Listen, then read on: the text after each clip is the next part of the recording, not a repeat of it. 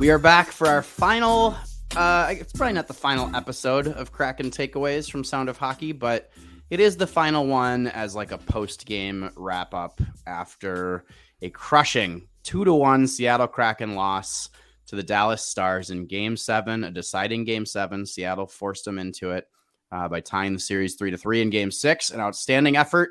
Game 7, they just didn't have it. John, I don't know about you, but I have been very irritable today. How are you feeling? Yeah, I'd say I'm pretty there with you.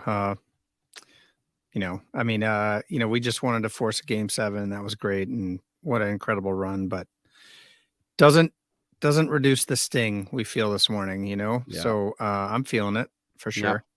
Yep. Here's the closing moments as Seattle was trying desperately to come back. We were able to capture your reaction here, John. To I feel that. I feel that right now in my bones. That was the moment when the puck kind of skittered past Jordan Eberle's stick and he had a chance at it, but just couldn't get his stick on it. And that was all she wrote. It was a 2-1 final and just a crushing loss. So anything you want to share from that experience, John? No, I mean, not really. The video says it all, right? Yeah. Yeah, I think so. The Kraken ran out of gas, I think, is effectively what happened here. I mean, they put so much, I think, into so much of themselves into Game 6 and to getting back into the series when they were trailing. But they just couldn't find, as Hackstall said, they couldn't find their top gear last night. They just couldn't quite get there. Similar to Game 5 in the way that they just weren't generating much inside, I thought. And against Jake Ottinger, you got to get to him. You have to get some chances inside. You have to get him moving a little bit. They didn't seem to do that often enough. They did hit 2 posts and they scored with 17 seconds left, as we just said. But they just couldn't overcome that team last night. I mean, they did really battle, right? Like they were out of gas and they were somewhat outmatched, but it was a 1-goal game, right? Yeah. And it was 1 goal. It was tied for a majority of the game.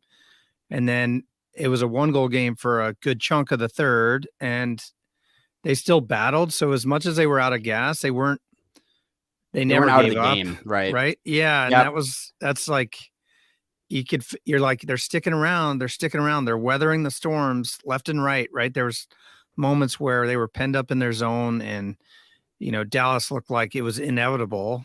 And, and then they get the icebreaker, right. Which is the big kind of, now they got to come back because they got to generate a shot or a goal from without a lot of chances to speak of during the game at the time.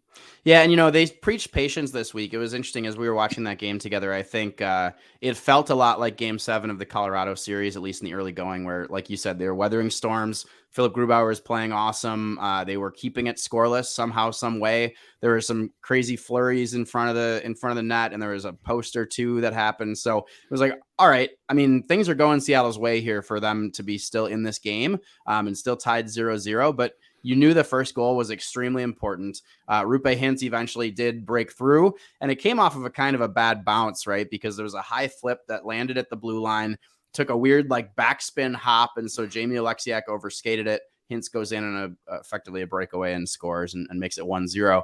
And once it gets to 1-0, 1 goal shouldn't be enough to think that like the game is out of reach. But with the way this series was going, with the way this game was going, Dallas doesn't lose. They very, very rarely lose if they take a lead into the third period. They also can't seem to win if they don't score first. So for them, scoring first was a really, really big deal. And then getting to the third period with a lead was an even bigger deal because it's a tough team to overcome when you get to the third period. Well, and to that point is I was thinking before Hintz scored, it's like, man, if they can keep it tied going into the third 0-0, I would think Dallas, and we kind of talked about it, Dallas was just kind of starting to get frustrated and they were, getting upset after missed opportunities. And that has a way of like getting them out of their game. And all of a sudden, the Kraken could break through. So I was just thinking, man, if they could stay tied at 0-0, start the third, it would be such a big opportunity for the Kraken. But after that goal, then the momentum shifted back to Dallas, like kind of holistically. And even when they were playing more defensive posture in the third, that's when it was even harder for the Kraken to get anything going. And that's one thing we saw in previous games where they were behind, where the Kraken were behind heading into the third, and the Kraken had a big push. A couple times they kind of made it interesting on a game that looked out of reach, but Kraken played so hard in the third, generating opportunities. So you thought that might have been a possibility, but the way the third was going, it just wasn't happening at all. So and in the third, they did eventually get a little bit of pushback, but not until they were down 2-0, and it was like pure desperation time, right? And the second goal came off of one of those almost set icing plays where they like intentionally dumped the puck all the way behind, but Wyatt Johnson was in behind the defense and he had a great goal. Like that was finished by Wyatt Johnson, who's a 20-year-old rookie. So so good on him. I mean, you give him credit. Like it was a beautiful goal. It was well set up. You know, they earned it. But once it got to 2-0, you knew that the mountain was just going to be too big. And I think as we were watching that, the reaction that we felt in the room to that second goal going in was just like, yep, that's it. That's definitely it. One goal, you think, all right, a lucky break here or there, and suddenly we're right back in this thing. It's a tie game. But 2 goals just felt like too much in that game for some reason. And so Seattle did finally score, but not until there were 17 seconds left. Oliver Bjorkstrand just kind of picked up a puck in the slot and scored. And they did, to their credit, even with, 9 seconds left, I think they had an offensive zone faceoff. They actually got a look at net. I think it got deflected wide. And like we said earlier, just kind of skipped past Jordan Eberle. So bummer. Yeah. Too little. Yeah, it was. I mean, what an incredible run though, right? What an incredible series. And I mean, Dallas could end up being Stanley Cup champions too, right? Like obviously that they're one of the final 4, but incredible to take it to 7. So proud of this group, right? And as far as the series goes. So one of the things that's a little, one of the things that's a little frustrating though is like Grubauer had an awesome game again last night. You know, he didn't have a perfect series here. He had a really, really outstanding first series. Beginning of the series against Dallas, he was really good. But you can tell in this game, in Game 7, he was really sharp from the jump. They had another situation where they gave up a 2-on-1 in the first minute of the game, and he stood tall, had a bunch of stops in that first period, and you're like, as you were saying earlier, right? Stay patient, keep weathering the storm. Eventually, they're going to get frustrated, and something might go your way at the other end of the ice, and it just didn't happen. So it felt like a pretty squandered opportunity to have your goalie playing that way and then come up short in the end. Yeah, and when you even think about the first goal, the Hintz goal was like somewhat unlucky, and Hintz, the top goal scorer the top goal scorer remaining of the 4 teams in the Stanley Cup playoffs alone on a breakaway, right? Essentially, and it's just like anybody else is on the ice or that puck bounces a different way on the original. It's you can't fault and either of the goals for Grubauer, but he did play his best game of the series, probably. Yeah. There's no doubt. Yep, he played really well. It gives me a lot of hope, though, too. I mean, we saw how he can play now when he's in there every other day. I think he answered a lot of questions here in this playoff run in terms of who Philip Grubauer is, because he's had some struggles, no question, during his time with the Kraken over these last 2 seasons. But you have to think that he's feeling pretty confident right now in his own game. And here's hoping it carries over to next season because, I know he's such a good goalie and he's had a hard time here. So I want him to continue to play like this through and into next season. So hopefully that'll happen. But yeah, you mentioned it, right? What a ride this was, just to kind of put a bow on this playoff run here. It was everything I could have wanted and way more, I think. The only thing that could have been better is if they had won last night and forced a conference final, or got themselves through to the conference final, they should say.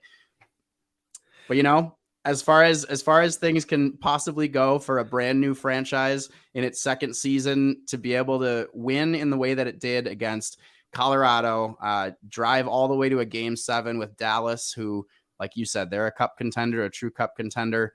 They almost did the damn thing. They almost got through to the conference finals. I think they brought on a lot of new fans. I think they really improved their relationships with a lot of, or strengthened their relationships with a lot of existing fans. I think all things considered, this was a very, very, very positive step for this team and for this franchise. Yeah, it is funny how much we level up every time they hit a milestone. We're like, okay, now all we want is this. Now all we want is that. Oh, just a trip to the conference final. It's like, but when we started the season, I don't want to speak for everybody, but I think you and I were on the same page. let's see competitive hockey in March, right? Meaning they have an outside shot at making the playoffs. That went out of the window in December when they started playing like so hot, and then January was insane. And all of a sudden you're like, okay, make the playoffs, check, got it. So great, made the playoffs, awesome. Then once again, the playoffs, have an interesting series, like a competitive series against Colorado, Stanley Cup, the current Stanley Cup champions. Then it's like, oh, Dallas, okay, let's get to game 7 or whatever, right? And it just constant. They made believers out of all of us, right? Every step of the way, Somebody messaged you, I know, and said, I'm switching from "there's no way we do this" to "why not us" or something like that. Yeah, and it was like, it was kind of, for a moment, it was like, why not us? What if they do win the Stanley Cup this year? And I think still, like, the sentiment remains, though. I think they're in a great position for their organization. Looking ahead a little bit, I think they're in a great position. They have a fantastic foundation that's been built now. They have a really good group of players, a core that exists that's proven that they can win, that they can go not just into the playoffs, but actually have some success in the playoffs. And they have room to add players this offseason. I think it's going to have a pretty different look next season with a lot of familiar faces, but they're going to be able to add a lot to the existing depth, which was already so huge. I do wonder what kind of a signal this sends to players that might be looking for a new place to play, that, Seattle isn't that far away from being a cup contender, and I don't want to get over Pollyanna about this, but in a way, compared to last offseason, they had 65, 60 points or whatever. And all of a sudden, players that might be at kind of like in their prime, but on the back half of their prime, they might go, Seattle's too far away. I want a chance to win a cup. Now it opens the door, so people will at least consider it, and players will consider it, and they see what they've done. And I'm already starting to see narrative. We'll get into this, I'm sure, in the podcast in the next couple of weeks, but the narrative changing about, maybe Seattle had the formula figured out, and more teams should start doing that. Yeah. We'll get into that more. I mean, we could probably spend an hour on that topic alone. Sometimes, take it with a grain of salt right now, right? It's so fresh. We have recency bias that this is so fresh, and people, they far exceeded any expectation of any media analyst, of fans, all across the board. So unbelievable ride is right. But it really started all season, right? With the November is when they had their really good kind of competitive run, and we're like, oh, wow, this team might be good. So yeah. Bummed it's over, but it was awesome. Definitely. But we enjoyed the journey while it lasted. Oops, I didn't mean to do that. That's okay. It's I think we have a lot more to come on this video series here, John.